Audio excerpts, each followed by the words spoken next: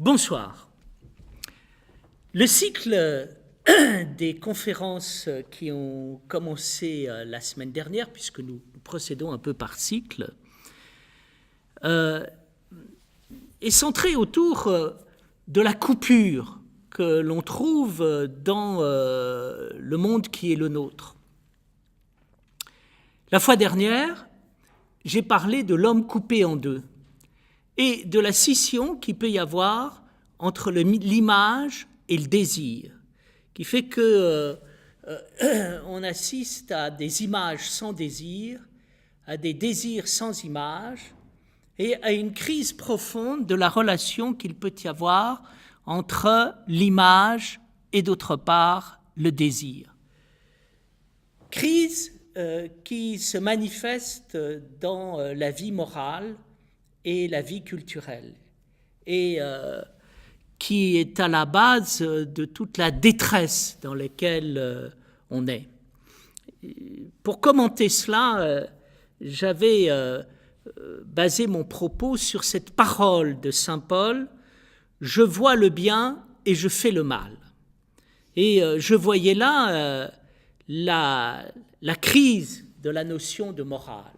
Le contraire, au fond, de la véritable parole, celle qu'on trouve dans les évangiles où le Christ dit que ton oui soit oui, que ton non soit non. Être un et non pas être divisé. Cette division que l'on trouve à l'intérieur de l'homme, on la trouve dans le champ moral et politique. Et c'est le sens des conférences qui vont avoir lieu aujourd'hui et la fois prochaine. Aujourd'hui sur la question de la laïcité et la fois prochaine sur la question de la relation entre politique et religion. Quand on aborde la laïcité, je suis extrêmement frappé par la confusion qui règne à ce sujet. Je pense que cette confusion provient de l'oubli de ce qui est au fond de la laïcité. Aujourd'hui, nous vivons une laïcité fantasmatique. Nous ne vivons pas une laïcité réelle.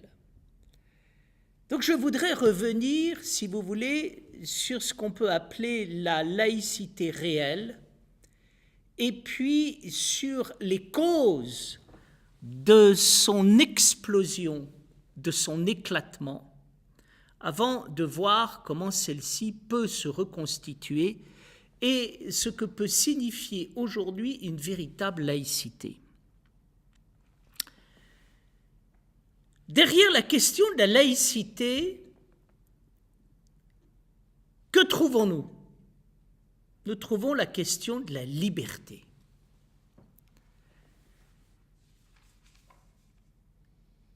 Et de la relation qu'il y a entre la liberté et Dieu. Dans notre approche contemporaine de la laïcité, la liberté est une chose, Dieu est une autre, et il ne doit pas y avoir de relation officielle entre la liberté et Dieu. Dieu est la liberté.